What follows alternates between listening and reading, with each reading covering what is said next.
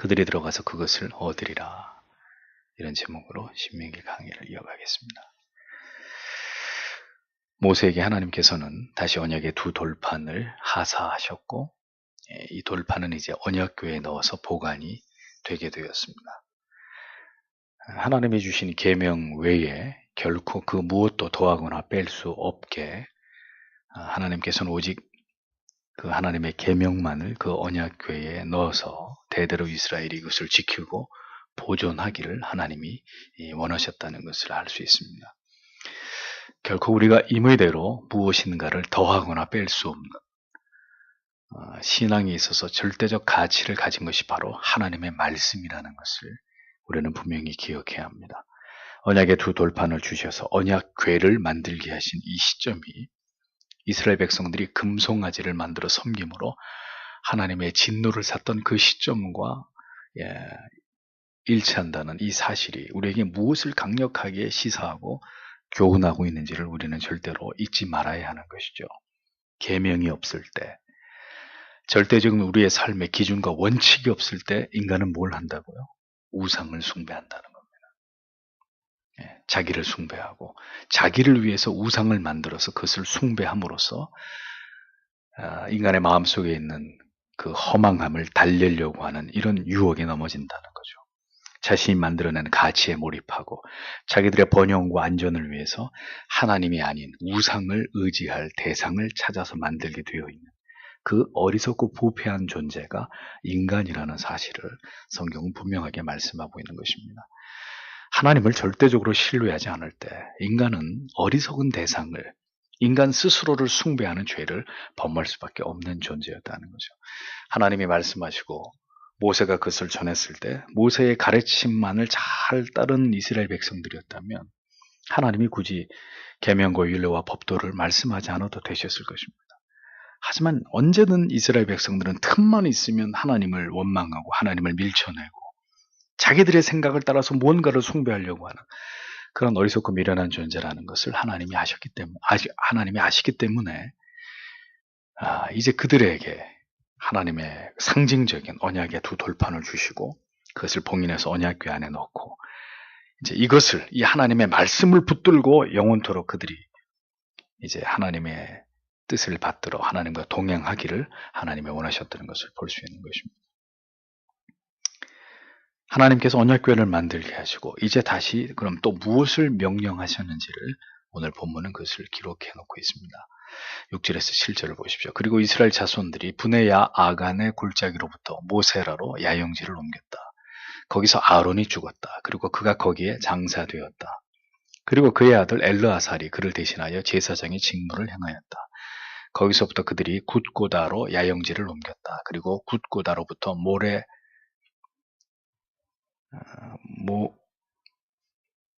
시대들의 땅 올바다로 이렇게 되어 있습니다.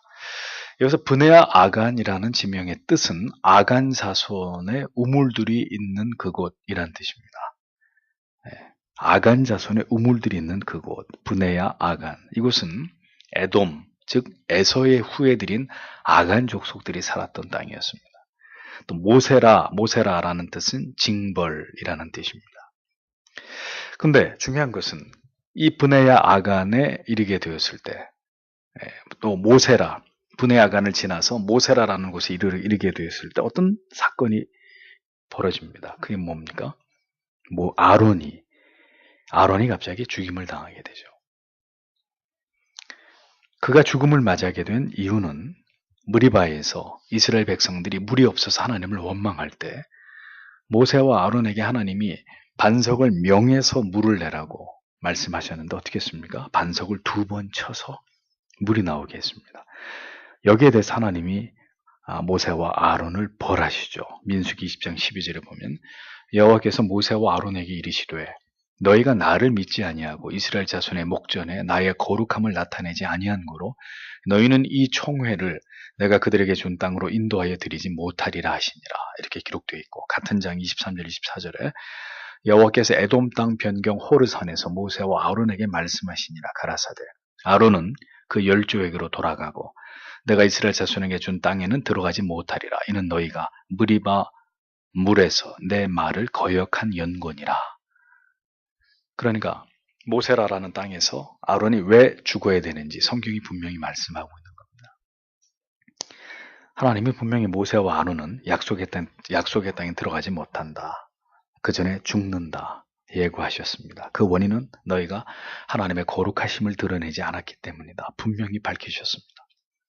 아론의 죄는 이뿐만이 아닙니다. 출애굽기 32장 21절에서 24절에 보면 모세와 아론이 이런 대화를 나누죠. 모세가 아론에게 이르되 이 백성이 내게 어떻게 하였기에 내가 그들로 중죄에 빠지게 하였느냐. 아론이 가로되 내 주여 노하지 마소서. 이 백성의 악함을 당신이 아나이다. 그들이 내게 말하기를 우리를 위하여 우리 애굽 땅에서 인도하여 낸 사람은 어찌 되었는지 알 수 없노라 하기에 내가 그들에게 이르기를 금이 있는 자는 빼어내라 한즉 그들이 그것을 내게로 가져왔기로 내가 불에 던졌더니 이 송아지가 나왔나이다. 모세가 이스라엘 백성들이 금송아지를 숭배한 그 현장을 보면서 아론에게 왜 이런 일이 벌어지도록 당신은 뭘 했소? 아론이 궁색한 변명을 합니다. 참으로 실망스러운 백성들의 죄를 막아서지 못하는 우유부단하고 무능한 지도자의 모습을 보여주죠. 금을 가져왔는데 불에 던졌더니 송아지가 나왔다. 이게 무슨 말입니까? 이게 뭐 소리입니까? 하나님은 그런 그의 인생을 이제 여기서 멈춰 세우셨습니다. 그리고 그의 대제사장의 직임을 그의 아들 엘르아살에게 위임하셨습니다. 아벨은 무능하고 허물 많은 자였지만 하나님께서 그의 아들에게 다시 그 직임을 이어가게 하셨습니다. 한없이 부족하고 돌이킬 수 없는 큰 죄를 지은 사람이지만 하나님께서는 그를 죽음으로 부르시기까지 그를 대제사장으로 사용하셨다. 이게 중요한 것이죠. 이것이 다 형언할 수 없는 하나님의 은혜입니다. 그는 자신이 가지고 있는 자질이나 능력보다도 또 자신이 저지른 모든 죄와 허물과 연약에 비해서 하나님 앞에 과분한 인정을 받은 사람이었습니다. 누가요? 아론이. 하찮은 죄인에게 임한 과분함. 그것이 하나님의 은혜의 특징이라는 것을 가장 잘 보여준 인물이 아론이라는 겁니다. 에서의 후손 아간의 땅과 그 모세라, 징벌의 땅을 지나서 이스라엘이 계속해서 진행한 곳은 어디냐? 굳고다 이어서 욤바다였습니다. 굳고다라는 말의 뜻은 갈라진 틈이라는 뜻이고 욤바다는 상쾌함이라는 의미입니다. 그리고 성경이 설명하죠. 그 땅에는 시내가 많았다. 그래서 시내가 많으면 푸른 이제 초원이라는 뜻인데 그래서 상쾌함이라는 이름이 거기에서 유래되는 게 아닌가 생각이 됩니다. 이스라엘이 진행한 모든 땅과 그 이름조차도 가만히 보면 결국 하나님의 섭리 속에서 아무 의미가 없는 게 아니라면 자, 이러한 지명이 갖는 영적인 의미 또한 남다른 게 있다는 거죠. 그러니까 징벌이라는 모세라라는 그 이름에서 아론이 죽임을 당했다면 상쾌함이라는 뜻의 욤바다에서는 이제 어떤 일이 벌어지죠? 대제사장의 직분이 계승이 되고 레위인들이 하나님 앞에서 성별, 직무상 그들이 성별되는 일이 여기서 일어나게 되죠. 자, 이것을 통해서 하나님은 이스라엘 백성들과 관계가 완전히 다시 회복이 되었고 하나님께서는 변함없이 이스라엘과 함께 하신다는 것을 나타내시는 것이라고 우리가 볼 수 있는 것입니다.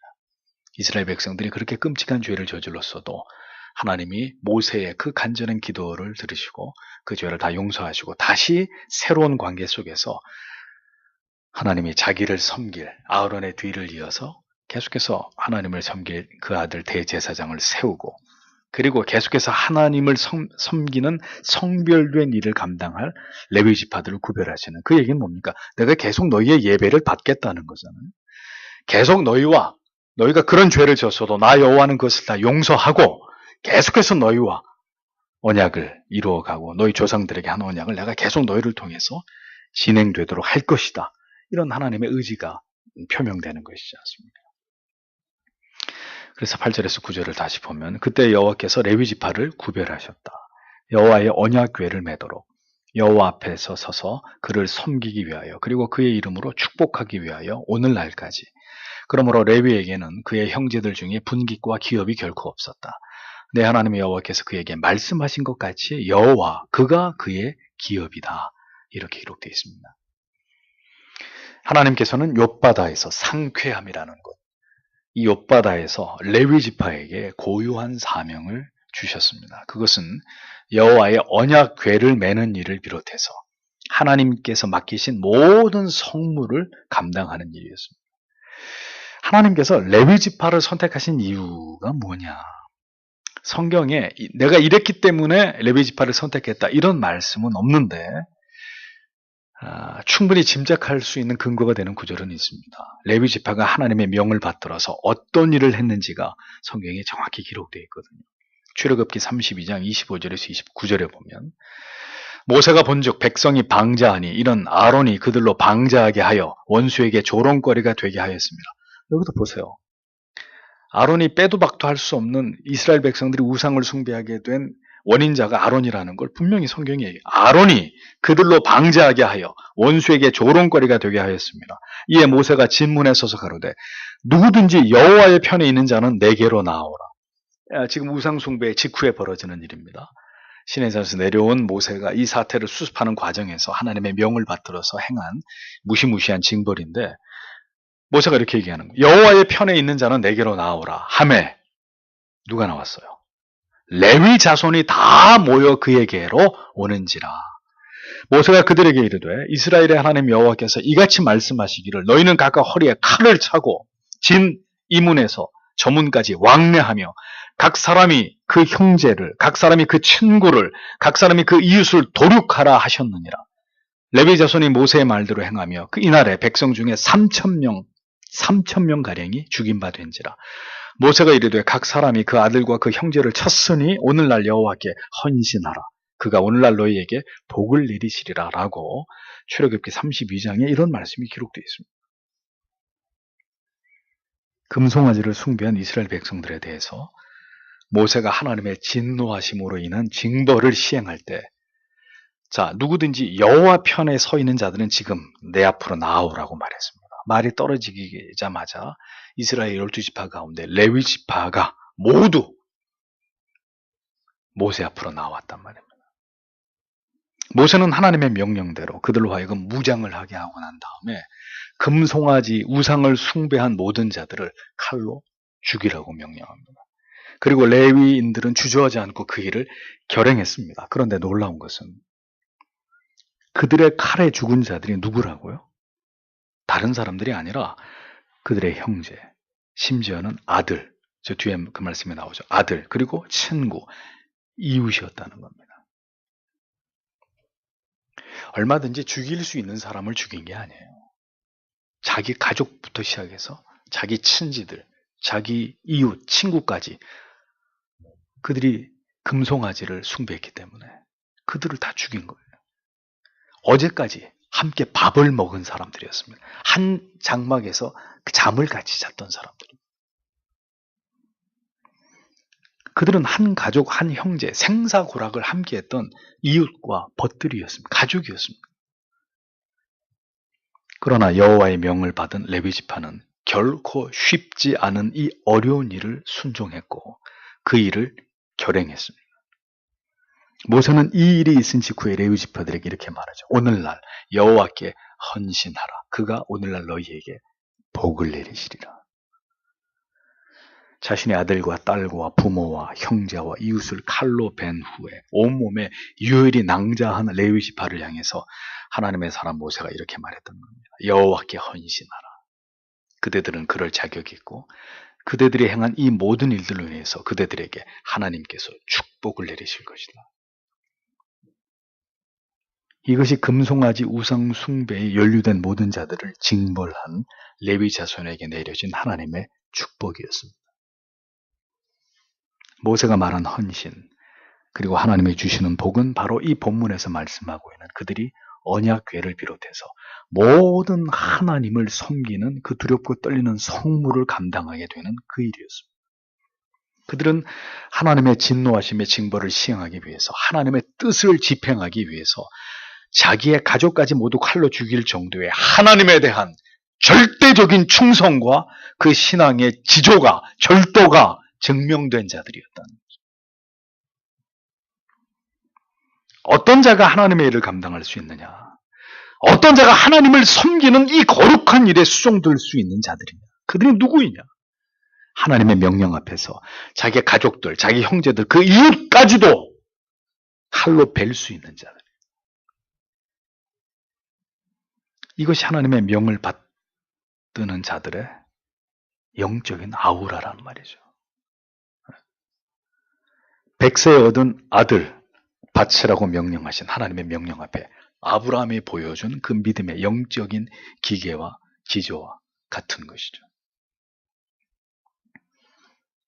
왜 하나님께서 레위 지파로 하여금 이후로 모든 하나님을 섬기는 거룩한 일들에 수종들게 하셨는지를 우리는 깊이 생각해 보게 됩니다.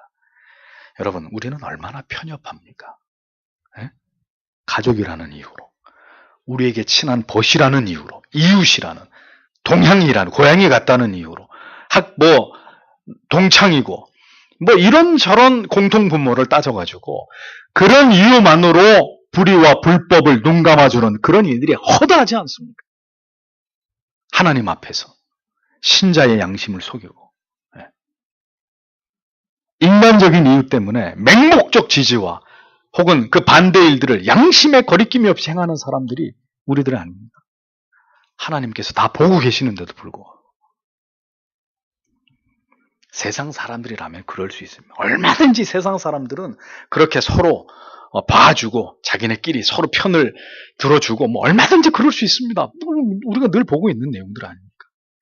가족이라는 이유만으로 우리에게 친한 벗이고 이웃이라는 그런 얼마든지 그런 것 때문에 눈 감아주고 적당히 덮어줄 수 있는 그거는 믿지 않은 사람들에게는 얼마든지 일어날 수 있는 일이라는 거죠. 그러나 구별된 신자가 어떻게 하나님의 명령을 거스르는 죄를 범한 사람들을 가족이라는 이유만으로 그가 내 벗이고 내 형제라는 이유 때문에 그걸 간과하고 못 본 채하고 덮어주고 거짓말을 할 수 있습니까? 누구나 하나님의 일을, 구별된 일을 감당할 수 없는 것입니다. 정말 하나님의 특별한 부르심 앞에 그 일을 감당하려고 하는 사람은 이런 부분에 있어서까지 하나님 앞에 철두철미해야 되는 거죠. 오히려 가장 가까운 사람이라 할지라도 그에게 더욱 지엄한 하나님의 법을 묻고 그의 잘못을 단죄할 수 있는 측근의 허물에 대해서 오히려 더 엄단할 수 있는 사람이라야 그 사람이 진정한 지도자의 자격이 있고 하나님이 쓰시는 그릇이 될 자격이 있는 것입니다. 여러분, 하나님의 일을 감당했던 사람들의 면면을 잘 보면 모두 이런 모습들이 있었습니다. 칼날 같은 단호함, 공과 사를 분명하게 구별하고 의와 불의, 선과 악에 대해서 언제나 선명한 기준을 가졌던 사람들이었습니다. 하나님이 노하시면 재론의 여지가 없는 거잖아요. 하나님이 아니라고 하면 그걸로 끝입니다. 거기에 어떻게 인간적으로 뭔가를 더 기대하고 뭘 기다리고 뭘 어떻게 어떤 다른 가능성들을 생각하고 그건 불신앙이잖아요. 불신앙.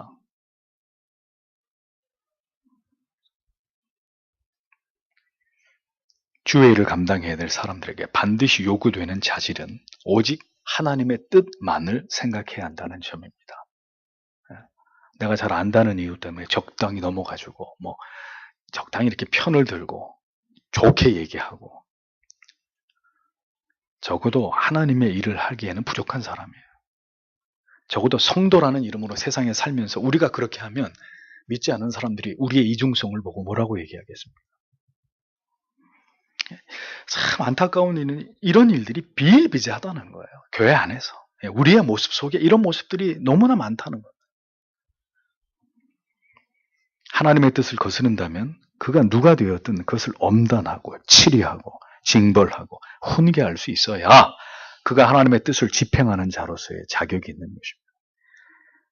레위 지파는 그렇게 하나님을 섬기는 구별된 일을 수행할 자들로 세움을 받았습니다. 그들은 성막이 이동할 때 법궤를 메고 진행했고 제사장이 제사를 드리는 동안에 그를 도왔고 성막의 모든 일들을 수행했습니다. 또 그들은 백성들에게 여호와 이름을 축복할 수 있는 권한까지도 이 특별한 권한까지도 부여받았습니다.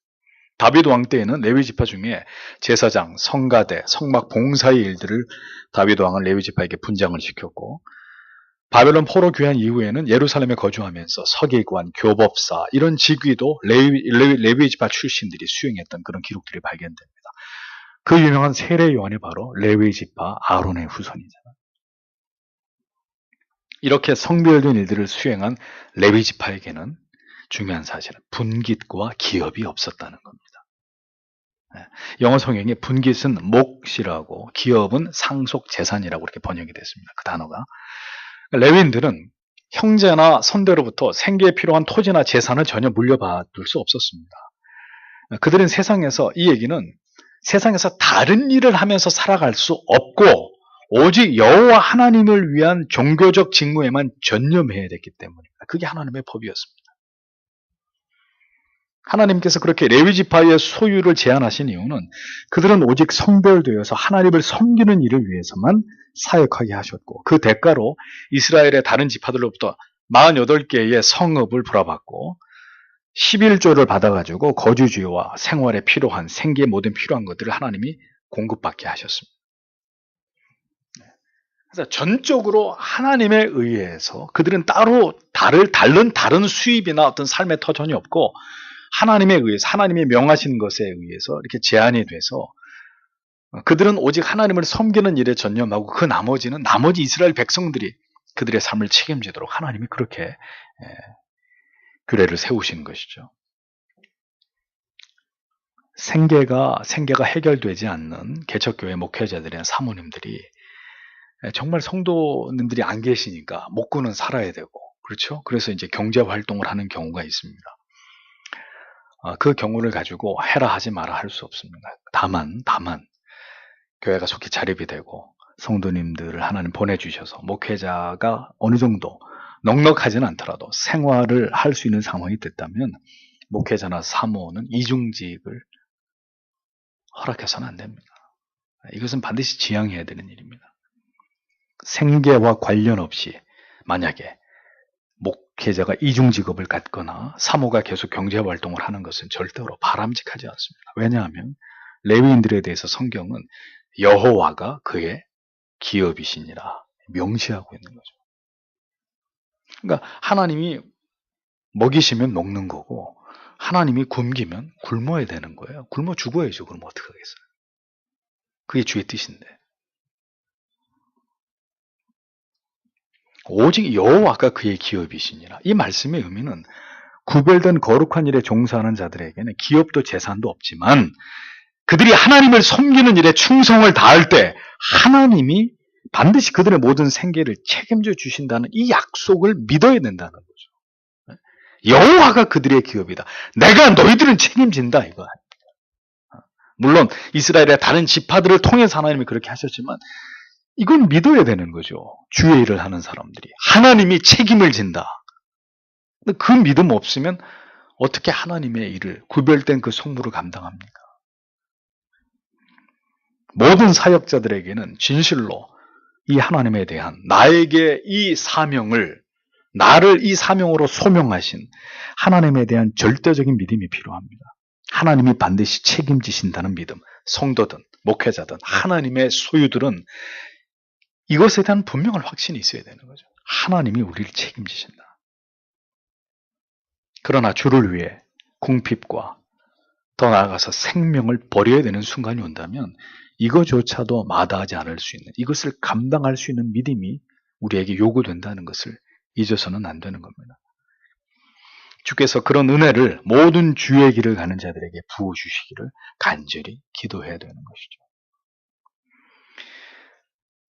그러니까 하나님은 사실 이게 레위인들에게 그렇게 하신 것은 상징적인 것입니다. 물론 레위인들이 그 율례와 계명을 반드시 지켜야 되지만 나중에 사사시대로 가면 어떻게 됩니까? 레위인들이 생계를 유지하려면 이스라엘 백성들이 그럼 계속해서 하나님 앞에 11조를 드려서 레위인들로 하여금, 제사장들로 하여금 먹고 살아가는데 문제가 없게 해야 되는데 여호와에 대한 그 이스라엘 백성들의 신앙이 무뎌지고 무너지니까 어떻게 돼요? 하나님 앞에 물질을 안 바치니까 이 제사장이며 그 다음에 레위인이며 살아갈 수가 없으니까 어떻게 돼요? 예배당, 이 성전을 버리고 자기의 생업으로 돌아가든지 제사장이 타락해가지고 한 개인의 집에 가서 그 가정의 제사장 역할을 해주는 이런 이상한 짓들을 하잖아요.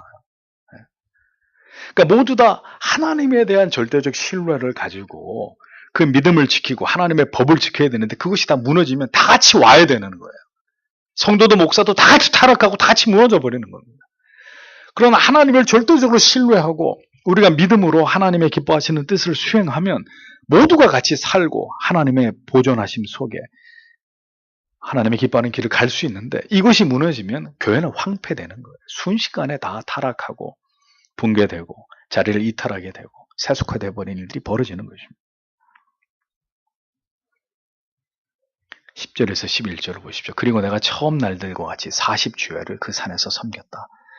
그리고 여호와께서 그때도 나를 들으셨다. 여호와께서 너를 멸하는 것을 결코 동의하지 않으셨다.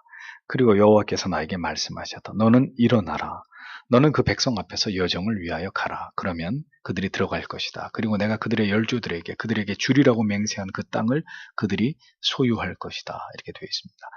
10절과 11절은 9장 29절에서 이어지는 내용입니다. 그러니까 범죄한 이스라엘 백성들을 위해서 모세가 간절히 도구했고 마침내 여호와께서 모세의 기도를 들으심으로 이스라엘과 하나님의 관계가 다시 회복돼서 하나님의 신실한 언약이 계속해서 이스라엘 백성들에게 유효적으로 진행될 것을 말씀하고 있는 그런 내용이죠. 그래서 모세는 두 번째로 40주야를 산속에서 이스라엘의 죄를 용서해 주시기를 하나님 앞에 간구했고 하나님은 모세의 기도를 통해서 마침내 이스라엘을 멸하지 않기로 하셨다는 것을 모세가 백성들에게 전하고 있습니다. 그리고 하나님께서 이르시기를 일어나서 백성들을 이끌고 계속해서 앞으로 나아갈 것을 명하셨다고 말하고 있습니다. 이 한글 성경에 진행하라라는 히브리어의 의미는 말뚝을 뽑다 이런 뜻이에요. 그러니까 시내산 아래에서 진을 펼치고 모세가 하나님의 언약궤를 받으러 가고 그 사이에 이스라엘 백성들이 우상을 숭배하고 그들이 다 하나님 앞에 진멸을 당하고 모세는 하나님 앞에 간절히 이스라엘 백성들을 용서해 달라고 하나님 앞에 중보적 기도를 드리고 다시 하나님과의 관계가 회복되고 이 긴 시간 동안 이스라엘 백성들이 그 장막에 거기 있었단 말이죠. 이제 하나님 말씀하시는 거예요. 장막을 모두 철거해서 말뚝을 뽑고 장막을 다 철거해서 짐을 꾸린 후에 이제는 다시 출발해라 이거죠. 이게 얼마나 놀라운 말씀입니까? 응? 다시 진행해라. 만약에 하나님 이스라엘 백성들 용서하지 않았다면요? 그들이 머물렀던 그 광야는 그들의 무덤이 됐을 겁니다. 그 죄로 인해서 그들은 거기서 모두 다 하나님 앞에 진멸을 당하고 이스라엘 역사는 거기서 끝났을 것입니다. 그런데 하나님이 말뚝을 뽑고 계속해서 가라. 내가 너희에게 주고자 한 땅으로 너희를 인도하겠다. 우리가 다 죽은 자들입니다. 우리에게 다 아무런 소망이 없는 우린 그런 인생 살다가 영원한 지옥불에 던져질 자들이었습니다. 우리는 그렇게 해서 멈춰 설 수밖에 없는 자들이었습니다. 하나님이 자기 아들을 보내시고 이 아들을 믿는 자들에게 이 아들을 믿는 믿음을 선물로 준 자들에게 영생으로 이어지게 하는 길을 열어주신 거죠. 말뚝을 뽑고 우리는 다 여기 주저앉아서 아무런 소망 없이 그렇게 살다가 지옥불에 던져졌을 자들인데 하나님이 우리의 인생을 우리의 영혼을 진행하게 하신 거예요. 이스라엘 백성들이 참남한 죄와 패역을 행했지만 하나님은 다시 그들을 용서하시고 모세의 간절한 이 도구의 중보적 기도를 통해서 그들을 용서하신 하나님께서 장막을 걷고 가나안을 향해서 다시 진행해 나아가라고 말씀하셨습니다. 죄로 인해서 넘어지고 자신에 대해서 아무런 소망이 다 사라져버린 그래서 이제는 모든 것이 끝이구나. 나는 하나님 앞에 버림받은 존재일 수밖에 없구나. 우리는 그렇게 생각할 수 있습니다. 그러나 하나님은 말씀하십니다. 우리의 모든 죄를 용서하시고 우리를 새롭게 하셔서 말뚝을 뽑아가지고 무슨 소리? 너는 여기서 멈출 인생이 아니다. 계속해서 내가 너로 영원히 거하게 할 그곳까지 너는 계속 그 길을 진행해 가야 된다. 라고 오늘도 죄인에게 찾아오셔서 말씀하시는 아버지시다라는 겁니다. 어떤 경우에도 우리는 멈추어 서 있을 수 없습니다. 말뚝을 뽑고 우리를 멈추어 세운 죄악의 불순종의 말뚝을 뽑아버리고 계속해서 앞으로 나아가야 합니다. 왜? 하나님이 그걸 원하시니까. 그렇게 하라고 명하시니까. 이것이 얼마나 죄인들에게 소망이 넘치는 말씀입니다. 인간의 원죄와 자범죄로 인해서 영원히 단절되고 멈추어 서버린 하나님과의 관계가 예수 그리스도의 대속하심으로 인해서 다시 그 언약이 지속되고 하나님의 변치 않는 긍휼과 자비가 그 백성들을 향하게 되었듯이 하나님께서는 모세의 목숨을 건 기도를 통해서 다시 그 백성과의 관계를 회복시키시고 그들의 조상과 그들에게 주셨던 언약을 계속해서 이어가시는 것을 성경은 우리에게 보여주고 있는 것이죠. 그것은 이스라엘 때문이 아니었습니다. 그들을 용서하시고 계속해서 그 관계를 이어가기를 원하시는 하나님의 성실하심, 그분의 그 무한하신 사랑 때문이었다는 것을 우리는 기억해야 되는 것이죠.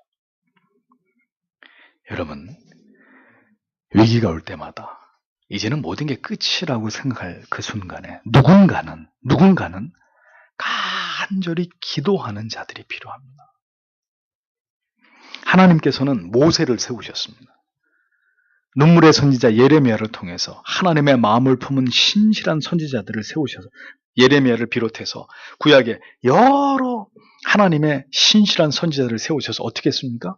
이스라엘 백성들이 하나님을 멀리 떠날 때마다 그들이 생명을 걸고 목숨을 걸고 두 눈이 짓물러지도록 눈물로 자기 백성들을 위해서 기도하면서 하나님 용서해 주시고 이들을 돌이키게 해달라고. 그리고 하나님의 뜨거운 가슴을 그들에게 전하지 않습니까? 돌이켜라! 돌이켜야 산다! 너희가 어찌하여 죽고자 하느냐? 외치게 만들잖아. 하나님과의 관계가 무너진 영혼을 위해서, 가족과 지체를 위해서, 교회와 이 나라를 위해서 누군가는 간절히 하나님께 탄원의 기도를 드리고 이 백성들이 하나님께로 뜻을 돌이켜 돌아가기를 기도해야 되는 것입니다. 하나님은 그렇게 항상 그런 때마다 하나님의 사람들을 세우셔서 타락한 자기 백성들을 위해 기도하게 만들고 하나님께 용서를 구하게 만들고 그들에게 통렬하게 회개를 구하게 만드는 일들을 하셨습니다. 의인들의 그 기도를 들으시는 하나님께서 결국은 하나님의 뜻을 드러내시고 이루신 이런 역사들이 성경에 빼곡히 기록이 되어 있잖아요. 이스라엘 백성들이 위기에 빠질 때마다 하나님의 사람들을 등장시켜서 하나님이 그들을 회개시키는 돌이키기를 원하시는 아버지의 애타는 마음을 자기 백성들에게 전달해 오셨지 않습니까?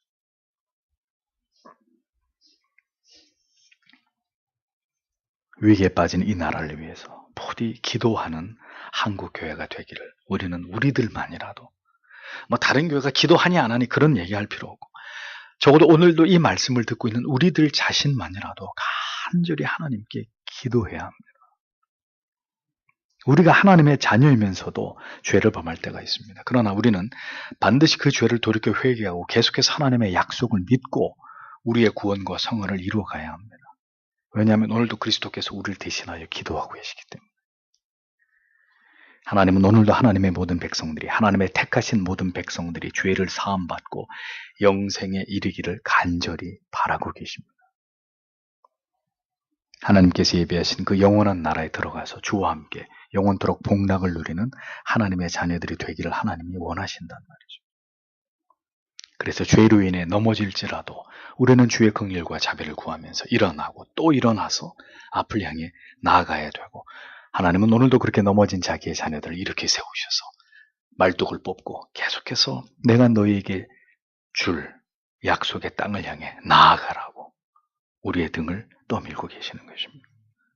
하나님은 반드시 그 약속을 지키시는 아버지이십니다. 여러분, 엊그제도 우리 집사님들 몇 분하고 양화진 선교사 묘지에 갔다 왔습니다만 이 나라가 어떻게 해서 세워진 나라입니까? 하나님의 뜻이 있어서 이 미개하고 무지하고 조그마한 동방에 정말 가난한 나라 하나님의 복음이 떨어지게 하시고 그리고 그 가난하던 나라가 이렇게 부유한 나라 되도록 하나님이 이렇게 이 작은 나라를 사랑해 주셨잖아요. 그 비문에 묻혀있는 어떤 젊은 간호사의 비문에 그의 유언이 적혀 있는데 뭐라고 써 있느냐? 내게 1000개의 심장이 있어도 그 1000개의 심장을 조선인들에게 다 아낌없이 나는 줄 것이다. 저 먼 이국 땅 조선이란 나라가 있는지도 몰랐던, 그러나 하나님이 그 몇몇의 서양 사람들의 심장에 조선이란 나라의 그 불쌍한 영혼들을 각인시키고 그 나라에 가서 복음을 전하고 의료로 선교하고 의사, 간호사들, 교육가들, 언론인들, 이 나라를 위해서 봉사하게 만들고 이 나라의 이 무지한 백성들을 섬기도록 만들어서 이 땅에 복음이 들어왔단 말이에요. 하나님의 뜻이 있어서 이 나라를 이렇게 하나님이 세우셨습니다. 오래전에 복음을 받아들이게 하시고, 그리고 공산화될 수 있는 이 나라가 자유민주주의 국가가 되어 이렇게 번영하도록 하나님이 우리들에게 이런 은혜를 주셨잖아요. 그런데 지금 어떤 일이 벌어지고 있습니까? 여러분, 이제 이 어려움 속에 있는 이 나라를 돌아보아 주시기를 우리는 기도해야 합니다. 모세처럼 간절히 하나님께서 이 백성들을 지켜주시고 다시 하나님께로 돌아가기를 기도해야 합니다. 모세가 기도했기 때문에 하나님이 용서하신 게 아닙니다. 용서하고자 하는 하나님의 마음이 항상 하나님께 자기 백성들을 위해 눈물에 생명을 건 탄원의 기도를 해서 그들의 기도를 통해서 하나님이 이스라엘을, 자기 백성을 용서하시려고 하신 게 그분의 계획이었기 때문에 항상 하나님의 사람들이 있었다는 것, 위기의 시대마다, 어두워져가는 시대마다 그 백성들을 가슴에 끌어안고 하나님의 심장으로, 그리스도의 마음으로 하나님 앞에 기도하는 자들이 반드시 있었다는 것. 그게 그 시대를 돌이키고 하나님의 마음을 움직이게 하는 원동력이었는데 그조차도 하나님에 의한 것이었다면 오늘 하나님이 준비시킨 자들이 어디 있습니까? 누굽니까 그들이? 이 말씀을 듣고 있는 저와 여러분이란 말이에요. 누가 그 하나님의 마음을 알아서 이 나라와 이 민족을 위해 기도하겠습니까? 우리는 왜 이 시대에 하나님 앞에 지어졌고 이 시대에 태어나서 이 시대 한복판을 지나가고 있습니까? 여러분들이 지금 태어난 게 우연입니까? 이때를 위함이잖아요. 우리가 살아가는 지금 이 나라가 맞이하고 있는 이 기독교의 위기, 진리의 위기 앞에서 우리가 하나님이 세운 자들이 맞다면 우리는 모세처럼 기도해야 합니다. 그것이 하나님이 우리를 이 시대에 태어나게 하신 뜻임을 우리가 분명히 믿는다면 지금 뭐가 중요합니까? 지금 우리에게 가장 중요한 게 뭡니까? 여러분들로 하여금 지금 생업이고 학업이고 다 그만두고 교회 와서 기도만 하자는 말이 아니라 이 시대를 살아가는 그리스도의 마음을 품은 자들에게 가장 중요한 게 뭡니까? 하나님이 뭘 우리에게 원하시는지를 생각해 보십시오. 멈추어진 하나님의 위대한 역사의 수레바퀴가 다시 굴러갈 수 있도록 교회를 깨우시고 신자들을 회개시키심으로 나라를 위해서 기도하도록 다시 이 나라가 하나님을 기쁘시게 하는 나라 될 수 있도록, 나라 전체가 그렇게 되긴 어렵더라도 적어도 교회만큼은, 하나님의 사람들만큼은 우리가 이 시대에 존재하는 이유를 깨닫게 하셔서 하나님 앞에 간절한 가슴으로 기도하는, 그래서 다시 이스라엘의 역사가 흘러갔듯이 이 나라의 역사가 하나님의 긍휼과 자비 속에 다시 흘러갈 수 있도록, 굴러갈 수 있도록 오늘 하나님 우리에게 주신 사명이 무엇인지를 성도 여러분 다시 한번 우리가 이 말씀을 대하면서 가슴에 깊이 새기고 기도할 수 있는 모든 때에 하나님이 이 나라를, 이 민족을, 이 한국교회를 불쌍히 여겨주시기를 기도하는 저와 여러분들이 되어야 될 줄 믿습니다. 기도하겠습니다.